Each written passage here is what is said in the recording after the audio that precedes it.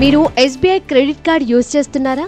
అయితే SBI bank credit card వినియోగదారులకు అనేక మార్పులను ప్రకటించింది. ఈ మార్పులు జూలై 15 తర్వాత నుంచే ఇవి ఆరంభం కానున్నాయి. ఎస్బీఐ కార్డు కొత్త నిబంధనల ప్రకారం ఇప్పుడు బకాయి బిల్లు మొత్తంలో 2%తో పాటు 100% జీఎస్టీ మొత్తం, ఈఎంఐ బ్యాలెన్స్, ఫీజులు, ఫైనాన్స్ ఛార్జీలు, ఓవర్ లిమిట్ మొత్తం కూడా కనీస బకాయి మొత్తంలో చేర్చనున్నారు. అందుకే మీరు మినిమం బిల్లు చెల్లించకుండా పూర్తి బిల్లు చెల్లించడం ఉత్తమం. కనీస మొత్తం చెల్లించినట్లయితే ఛార్జీల వడ్డన భారీగా ఉండనుంది.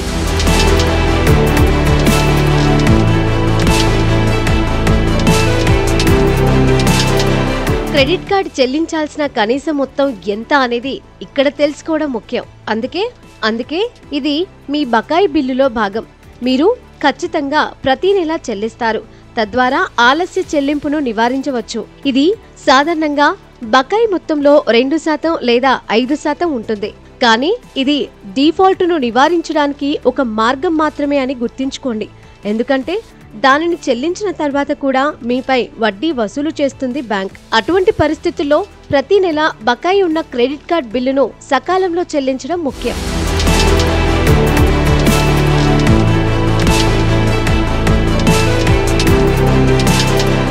ఈ మార్పుల వల్ల SBI card elite, SBI card miles elite, SBI card miles prime వినియోగదారులకు క్రెడిట్ కార్డుతో లభించే complimentary air accident cover July 15 నుండి నిలిపివేయనుంది.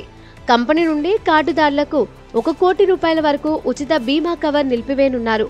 స్టేట్ బ్యాంక్ ఆఫ్ ఇండియా తన ప్రీమియం క్రెడిట్ కార్డ్ హోల్డర్లకు ఈ సౌకర్యాన్ని అందిస్తుందని గమనించాలి.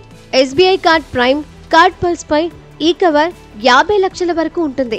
ఇది కూడా నిలిపివేయనుంది.